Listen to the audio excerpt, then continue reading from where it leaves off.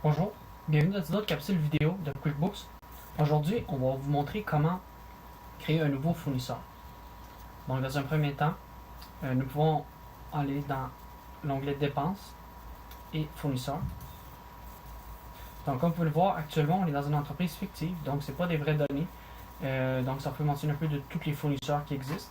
Donc, nous, dans notre capsule d'aujourd'hui, on va vous montrer comment créer un nouveau fournisseur. Donc, dans un premier temps, nous allons cliquer sur Nouveau fournisseur. Par la suite, nous allons saisir les informations du fournisseur en tant que tel. Donc, on va créer un 4,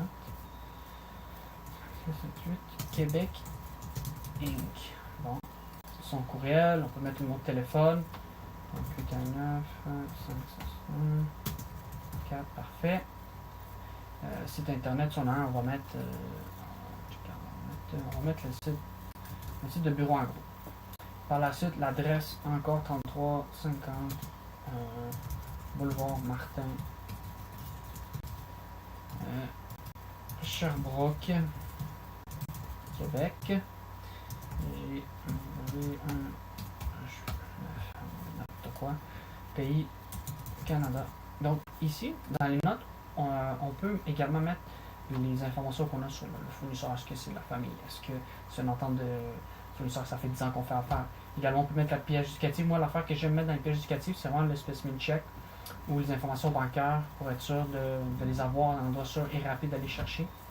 Et autre pièce également, si on a une entente avec eux. Par la suite, dans l'onglet Impôts, est-ce qu'il faut émettre un feuillet T4A? C'est un travail autonome. Il faudrait mettre un feuillet T4A parce qu'on a payé des honoraires professionnels. Et feuillet T5018, c'est lorsqu'il y a des frais d'entretien, de réparation dans la bâtisse. Donc, pour éviter la MOD en noir. Donc, il faudrait remplir ces formulaires-là. Donc, s'il dit oui, il faut juste mentionner les informations, sinon, on ne le mentionne pas. Donc, dans notre cas, nous, non. Type de fournisseur, est-ce que c'est en particulier, mais ça, c'est en lien avec la question précédente.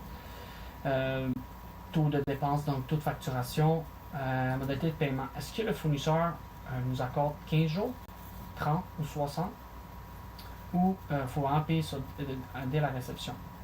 Donc, dans notre cas, nous, c'est 30. Ici, comptabilité, c'est vraiment quelque chose d'important afin d'automatiser. C'est à chaque fois qu'on va créer un nouveau facture dans ce fournisseur-là. Donc, si on sélectionne, par exemple, je ne sais pas, on met fourniture de bureau. Donc, ce qui veut dire qu'à chaque fois qu'on va créer un nouveau facture à payer pour ce fournisseur-là, donc il va automatiquement nous mettre fourniture de bureau. Donc, si on fait un test, si on fait enregistrer, donc, l'entreprise est là.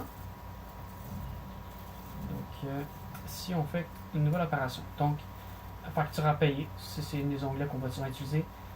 Dépenses, c'est lorsqu'on paye immédiatement pour avoir le payé en tant que tel. Donc, carte de crédit, payé comptant, débit, donc, ou chèque également. C'est vraiment des dépenses, c'est une sortie de monnaie, une sortie d'argent rapide ou sur le moment. Tandis qu'une facture à payer, c'est vraiment une laisse un 30 jours, 15 jours, donc on peut payer plus tard. Au bout du fil, ça va tout revenir aux mains. Donc, les bons de commande, les crédits de fournisseurs, si finalement notre fournisseur nous offre un crédit, parce que nous a chargé des unités de plus, ou peu importe. Donc, ça nous donne un peu un exemple.